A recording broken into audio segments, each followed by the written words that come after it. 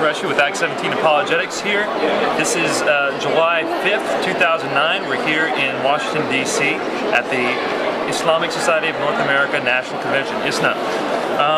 You may remember a few weeks ago we asked a question about this pamphlet, Islam's War on Terror, at a conference in Dearborn, actually at a festival in Dearborn. And we weren't received well. We were actually ultimately forced to leave the festival just for asking a simple question. The people here at ISNA have been much better. We can go anywhere, we can ask any sort of question we want, we can ask very difficult questions, and people have been allowing us to ask these questions. In fact, they've been embracing the question, saying, this is a great question, let me find a scholar who can answer that for you. So the receptivity here is amazing. People are really open to seeking the truth, and I find this to be a very different scenario than the scenario that we had at Dearborn. I'm very thankful for this.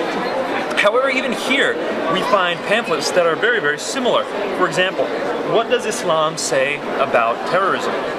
When you actually open this up, in fact, the very verse that was quoted by the other pamphlet is quoted here. Chapter 5, verse 32 of the Quran, in order to show that killing is not allowed. Let me read what is quoted. It says, if anyone slew a person, unless it be for murder or for spreading mischief in the land, it would be as if he slew the whole people. And if anyone saved a life, it would be as if he saved the life of the whole people. This, as you can see, is the large text which introduces the rest of this pamphlet. Basically, it's the banner for this pamphlet. Obviously, the text is saying, if a person kills one person, it's as if they kill everyone. And if you save one person, it's as if you save everyone. Therefore showing that the Quran promotes saving people's lives and not killing. However, this verse used in this pamphlet and in this pamphlet ignores the context of what is actually being stated in the Quran. Now, if you turn to the Quran, again, this is chapter 5, verse 32 of the Quran, you will notice that it's not the Muslims who are being spoken to. This commandment is not being given to the Muslims, it's being given to the Jews. It says, on that account we ordained for the children of Israel that if anyone slew a person, unless it be for murder or for spreading mischief in the land, it would be as if he slew the whole people. So this is an injunction actually given to the Jews. This is not something that is given to all the Muslims.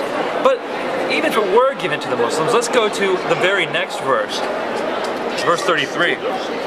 The punishment of those who wage war against Allah and with His messenger and strive with might and main for mischief throughout the land is execution or crucifixion, or the cutting off of hands and feet from opposite sides, or exile from the land. So in this verse it says if someone wages war, whatever that might mean, against Allah and His messenger and strives to create mischief throughout the land, the punishment is execution or crucifixion. So in the context we find that these pamphlets are not promoting the entirety of what the message is here. This is talking about a message that was given to the Jews. And the very next verse shows that the killing and crucifixion of mischief makers is allowed. Now, what is a mischief maker? Never is that really defined anywhere. It could be anywhere from killing people and causing mass genocide, or someone might consider mischief just saying something bad about Muhammad. In fact, while we were here yesterday speaking to some Muslims, that was the general consensus, was that if someone says anything bad about Muhammad, they can be killed. So mischief making can be anything from really bad crimes to really minor things. In fact, that's what we find in chapter 9, the very verse that I asked about when I was in Dearborn. Chapter 9, verse 29 of the Quran talks about fighting the people of the book, saying that they're allowed to be fought until they pay the jizya with willing submission or feel themselves subdued. And the very next verse tells us why. The very next verse says, the Jews call Uzair a son of God, and the Christians call Christ the son of God. That is a saying from their mouth. They but imitate what the unbelievers of old used to say. Allah's curse be on them. Allah's curse be on them. So the statement here is that the Jews and the Christians can be cursed for their beliefs. Is that not mischief? I would say that if people consider just talking bad about Muhammad mischief, of course ascribing partners to Allah, the mushrikeen are mischief makers.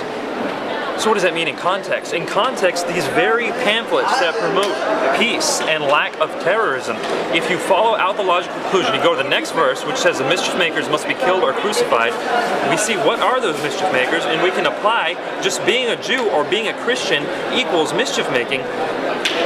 Then, in fact, the very verses that these pamphlets are using to promote peace and nonviolence are the definition of violence. Kill people for their beliefs.